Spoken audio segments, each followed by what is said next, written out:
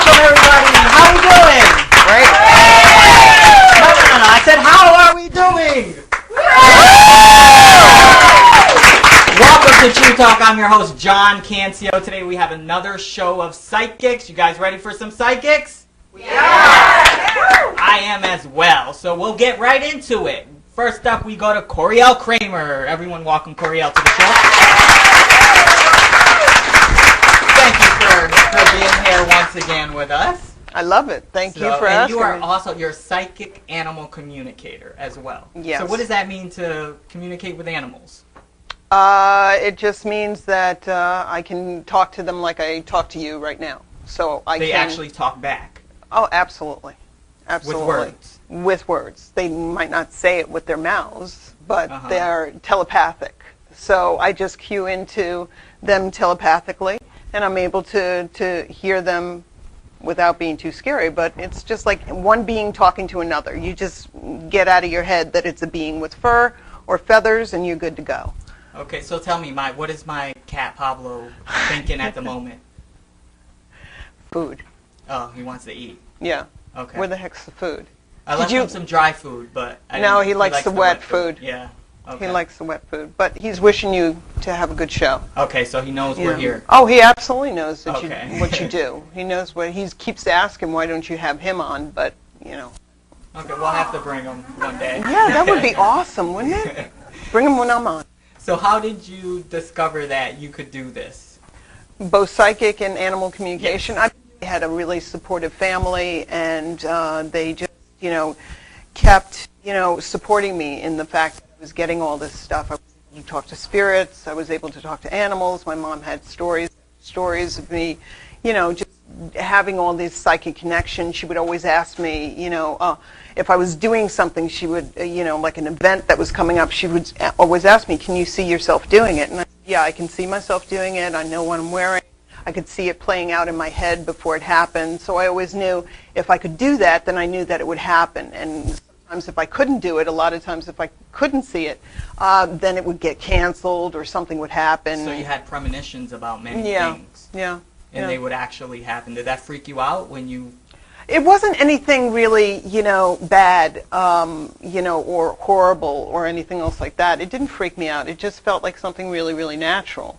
And because I was supported in it, it didn't make me feel like I was a freak or anything. Mm-hmm. So I just kept doing it. But then, of course, when you become a teenager, I made the decision that it was more important to fit in than it was to be the outsider. So I decided... Did you ignore it for a while? Yeah. I tried. Okay. I tried. Didn't work too well, but... So and how did you realize that you were different from everyone else? Or can we all do this? Everybody can do it. Everybody has instances in their lives where, real simple. Okay, you're thinking about somebody. Okay, the phone rings, it's them. That's not a coincidence. There are no coincidences. And what happens, what's the first thing you say? I was just thinking about you. And they'll say, yeah, I was just thinking about you too.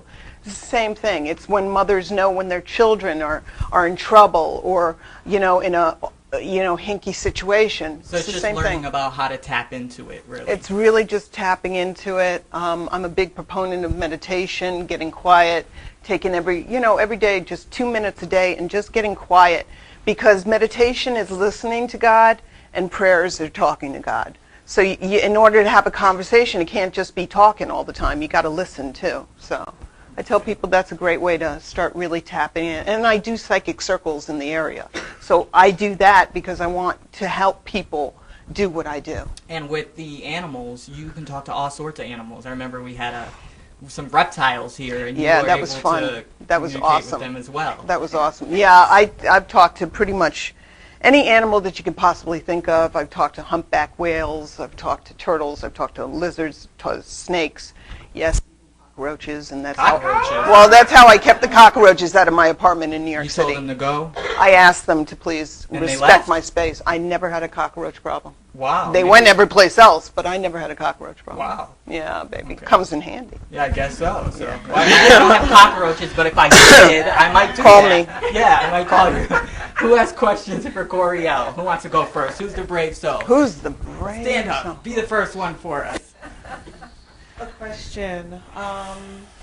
I'm putting her on the spot here. No, I wasn't prepared for this. I guess I should have been, right? I love the colors. Oh, thank you very much. Really You feel anything with her? What's your name, first of all? Courtney. Okay. Gentle energy, very gentle, almost artistic energy about you. Like, I don't know if you do music or something, but when I touch on your energy, I keep hearing music, just very soft, gentle, almost like a soft kind of like jazz music. It's really cool. I used to, long time ago, though. You should get back into it. You, Did you sing? No. I think I can sometimes, though. Should she get into that, maybe? Yeah, because I'm also into chakras, and this chakra, even though it's open, you know, it's not as open as it should be, and I think the singing will help you find your voice. So I didn't mean to interrupt you with your question. No, that's okay. And you've got that superstar look, too. Yeah, she got that. Yeah, she does, man. I could totally see her on an album. Totally see you singing in front of people. Do you see anything for me in my future as far as career, family? I keep getting, do you have children? Not of my own. Okay. I keep getting 2 kids with you. And I keep seeing a boy and a girl, so that's a nice little... Which one's first? I keep getting the boy is first. The girl is younger than the boy. And that's going to be good because the boy is going to really, you know, he's going to really, you know, press your buttons and stuff like that there. So when the girl comes along, it's going to be like easy peasy. Are you in a relationship right now? Yep. How's that going? Pretty good. Yeah? Is he very, very tall? 6 foot. Okay, cool. That's kind of tall. Lightish skin? No. Okay. I keep getting a very tall. Is he bald? Not bald, but you know how they shave? Yes. He is? Yeah. Okay, then we're all right. It's good. Because I keep getting a tall gentleman. I can't see his face, so he's in shadow, which is why I was like wondering if maybe he was lighter skinned than I was thinking. But I'm getting baldish head, very handsome. He's got a good heart. He's got a good heart. You guys, it feels like you're really going to teach him something in terms of, I don't mean to say this in a negative way because I'm sure he's a beautiful person, but there's going to be something coming up, and it feels like it's going to be something in the next 2 years because I keep getting the number 2 with you, where you're going to teach him what it really means to be a man. And I don't mean, let's not, you know, get our minds out of the gutter, but you know what I'm talking about. It feels like there's an incident, and he's going to really step up, and you know, it's going to be something that's going to rock his world a little bit, but don't worry about that, okay? Just know that he's going to step up. What made you ask if we were okay? Because I was getting the light, I wasn't sure if this was him because you said he was darker in skin, so, and I was getting the lighter skin, but then you said the bald head, and I was like, ding, ding, ding. I got the ding, ding, ding, so. But also, you're going to need to just work on the communication a little bit more, because he has a tendency to put on a happy face and kind of like not really, does this resonate with you? He kind of like puts on a happy face and doesn't really talk about stuff. Everything's cool, everything's fine, which is fine. You don't want somebody always talking about the problems, okay? But, you know, just get the foundation going because this is pretty new, isn't it?